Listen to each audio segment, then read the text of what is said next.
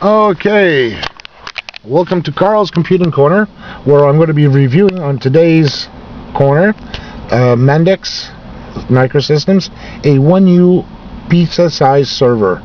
It's one of three that I have that I was able to pick up down at a local computer store for about $10. Originally, it came out with no hard drive and no memory. I was able to pick it up for an easily $10. The hard drive and memory was a little bit extra. I was still lucky I had some extra memory around, so I was able to add for all three of them 2 gigs of memory of each of them, with a hard drive ranging anywhere between 250 and 400 gigabytes of hard drive space. So let's go take a look at one that I have inside my house. I'm going to show you the insides and outs of what the server looks like and what you can actually do with it. This is an excellent little server for personal use. It was originally made for a data center, used with a lot of other servers for many different websites or different other things that you can do with them.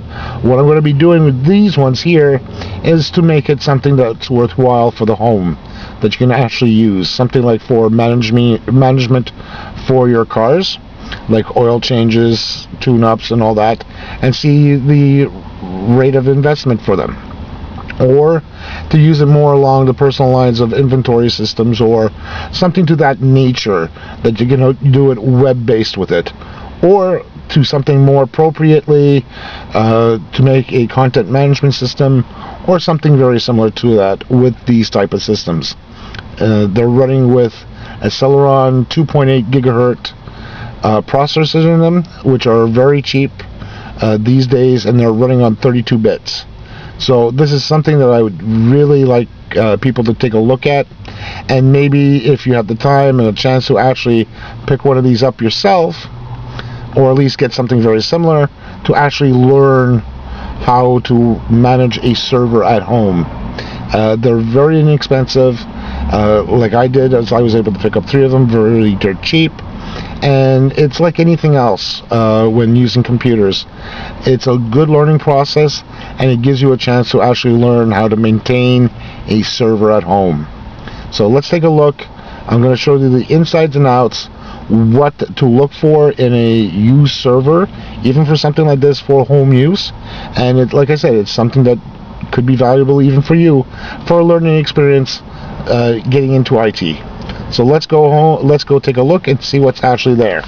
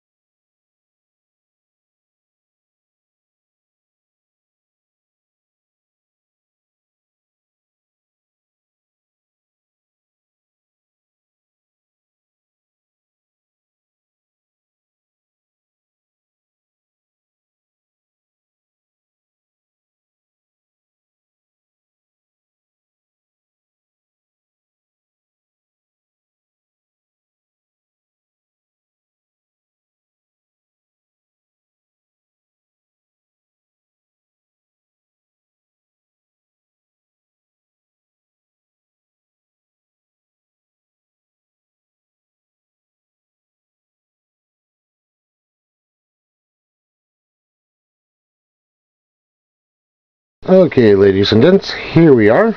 This is the Mendax model MDX 5617. It's a 1U server.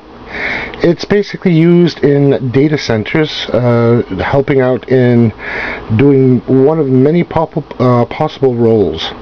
One of them could have been used as a DNS server or a dynamic naming server, which in case would help out in getting lists of IP addresses and names of computers, or it could have been used as a regular web server serving up web pages locally in a local data center, or in many cases into a small company's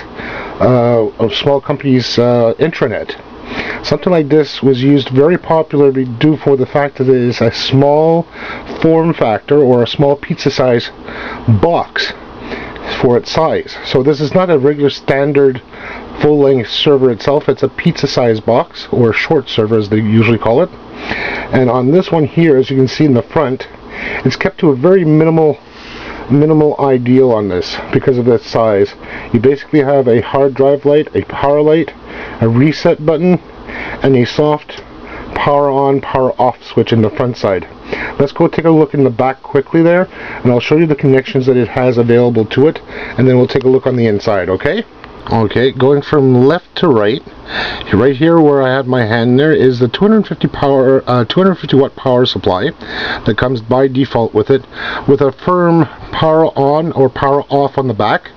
And as you can see, you have the two PS2 for keyboard and mouse, along with 4 USB 2.0 connections on it. This here you can hook up 4 external USB devices. They could also be like the keyboard or any external hard drives or CD-ROM on it, with a serial port that's there, so you can hook up a modem to it, standard VGA out, and a printer port as well as you see there is a 10100 port on it as well. Right here behind this little label here where it says Intel inside Celeron D, there is a space where you can add a little extra card to it. Now, what most people don't realize with something like this is that you can actually add in a little device like this. This little guy here is basically to add in another USB to it directly inside the computer itself. So inside the computer there is a connection where you can hook up, usually for a front side USB ports to it. You can actually hook up 2 more in the back. So this here is basically it on the back side, which is basically very easy and very simple. And these guys here are usually in a rack, so you can still hook up your keyboard and mouse along with the video out to a KVM, which is a keyboard, mouse and video, or KVM, keyboard, video and mouse, all together onto a racking system. So that way you can see what's actually happening on the computer itself when you're in the server room, okay? So now we're going to take a quick look on the inside itself here, and I'm going to go to one of my other computers. I'm going to show you something in the manual as well, to give you more details on the motherboard itself, so that way you get an idea of the specifications, okay? Okay, back to the front now. Superimposing here, or I should say quick unlocking. I've actually taken the screws out already here, so here we go. This is basically the cover side. Now, as you can see here, this is the schematic, what they call of the layout of the motherboard itself, with some pertinent information and all that. Right up over here, where my finger is, and I'll show you this clearly on the computer itself. This here is not clear enough, but usually that little box that you see there where my finger is pointing at, that is for the extra USB port that usually connects to the front side of it, okay? So that little box there hooks up a second USB, and I'm going to plan to put that connection in the back of it.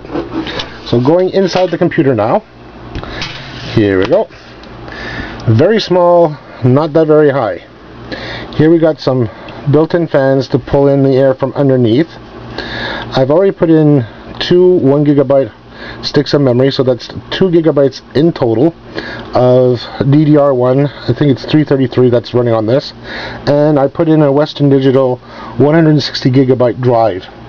That should be more than ample space for what I would need it to do for the time being.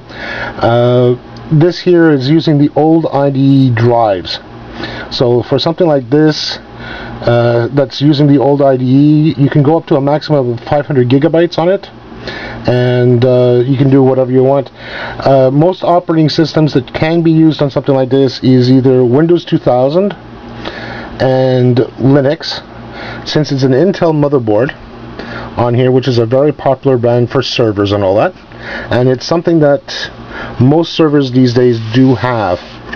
Now, right underneath this fan and copper fins is the Celeron 2.8 GHz processor on it.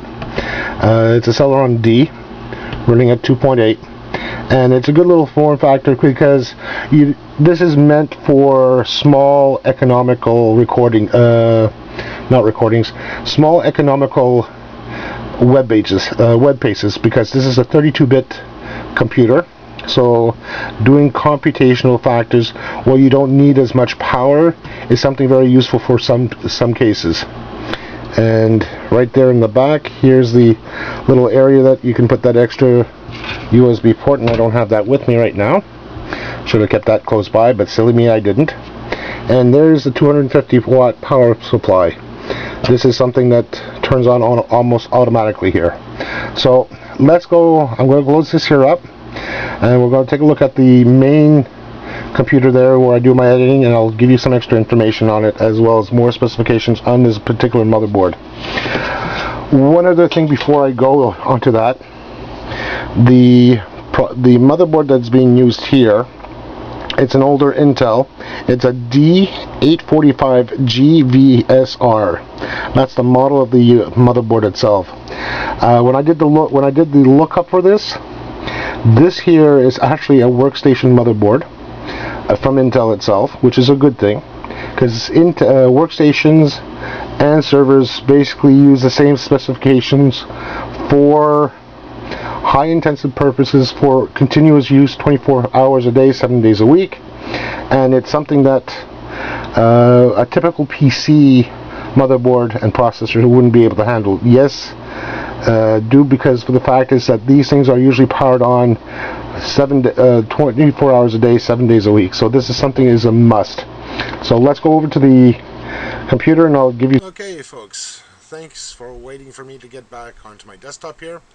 What I did do is, at the same time, as you had seen from the descriptions from the other part of the video here for the server itself, I actually had to go back onto intel.ca to actually double check about something, because as you had seen on the panel there that I was pointing at in the video itself, I was looking at it and it was actually giving me one model, but I also had to take a look at the motherboard itself, because apparently there's two models that look virtually identical to each other. The only exception is one is for a desktop, and this one here is actually for the server itself.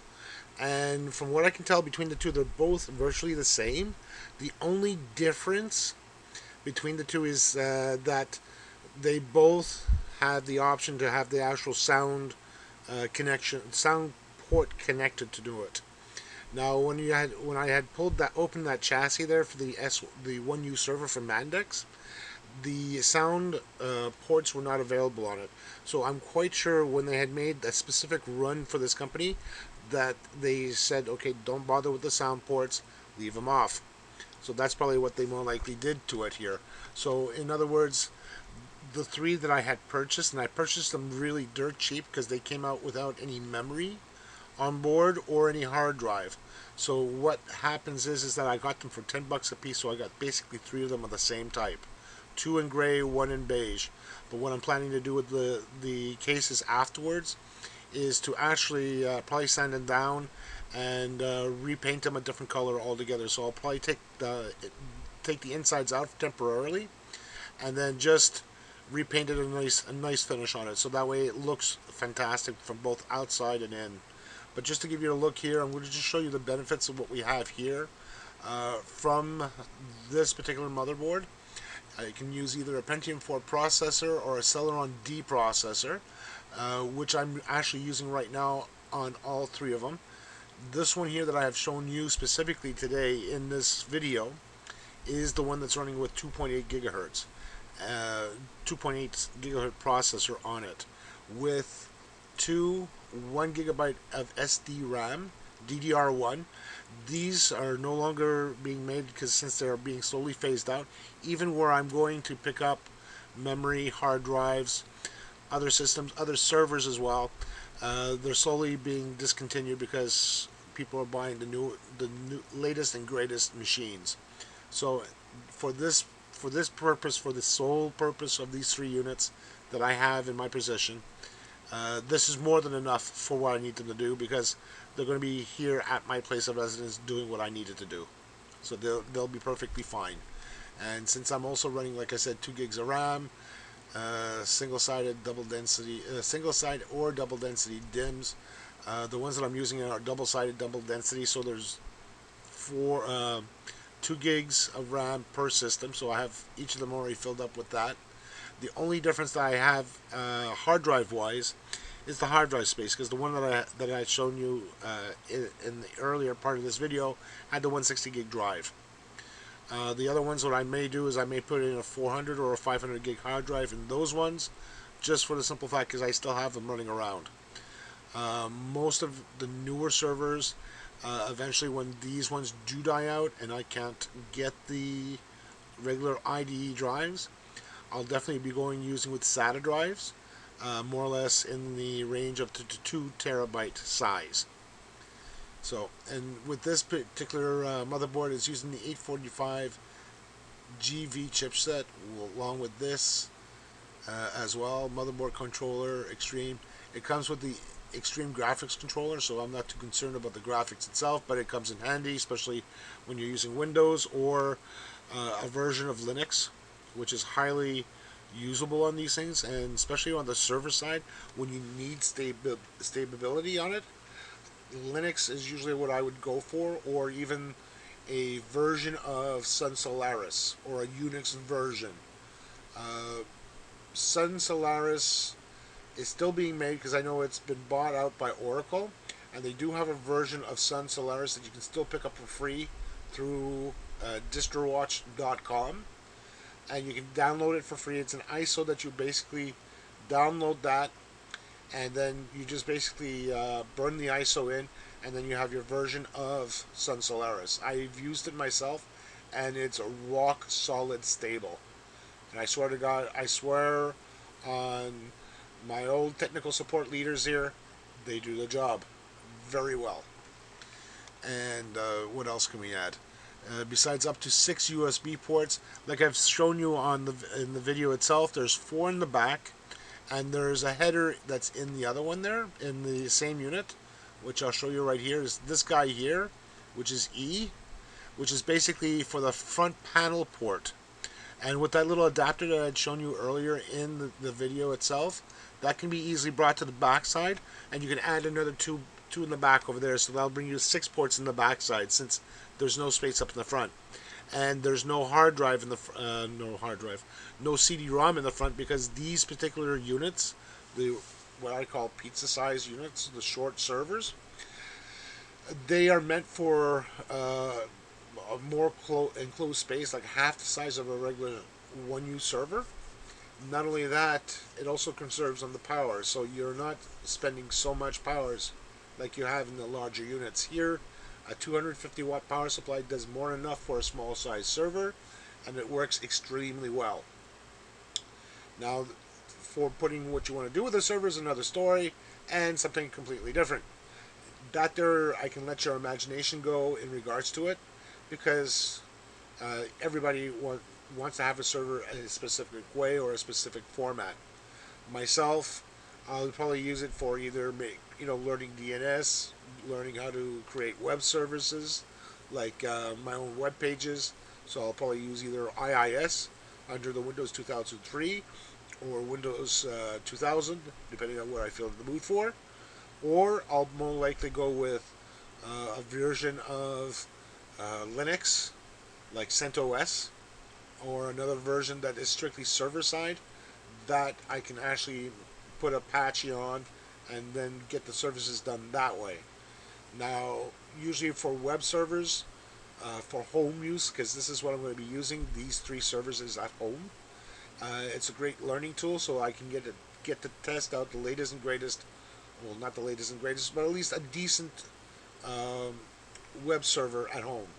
So that there, you can let your mind go as what you want to do with a web server at home, like to dish out streaming media for your home, which is perfect. And then if you have like a wireless end connection, like I do, I'm using a TP-Link up to 300 megabits wirelessly. It's perfect for dishing out video for your viewing pleasure. And yeah, with this being said, what I'm going to do is I'll end this here off at this note here with what I've mentioned today and what I've shown you so far. What I'll more likely do at a later date, this is going to be part one of two. So I'm going to be creating a second video uh, with one or all three machines up and running with the operating system on there, and give you a show of what they look like running with the OS on it.